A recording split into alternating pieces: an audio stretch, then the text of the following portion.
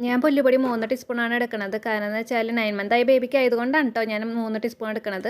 6 month ആയ baby ആദ്യം ഞാൻ കുറുക്ക് കൊടുക്കുമ്പോഴൊക്കെ ഞാൻ 1 ടീസ്പൂൺ വെച്ചിട്ടാണ് ആദ്യം സ്റ്റാർട്ട് ചെയ്തത്. 1 ടീസ്പൂൺ വെച്ച് പിന്നെ അങ്ങനെ കൂട്ടിയിട്ടാണ് ആദ്യം വന്നത്.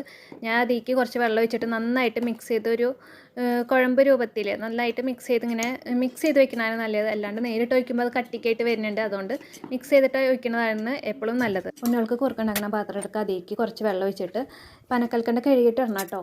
അത് കഴുകിയിട്ടിട്ട് നന്നായിട്ട് മെൽറ്റ് ആവണ വരെ നമുക്ക് വെയിറ്റ് ചെയ്യാം. അത് കഴിഞ്ഞിട്ട് ഒരു പാത്രം എടുത്തിട്ട് ആ പാത്രത്തേക്ക് നമുക്ക് അരിച്ചൊഴിക്കുകയാണ് വേണ്ടത്.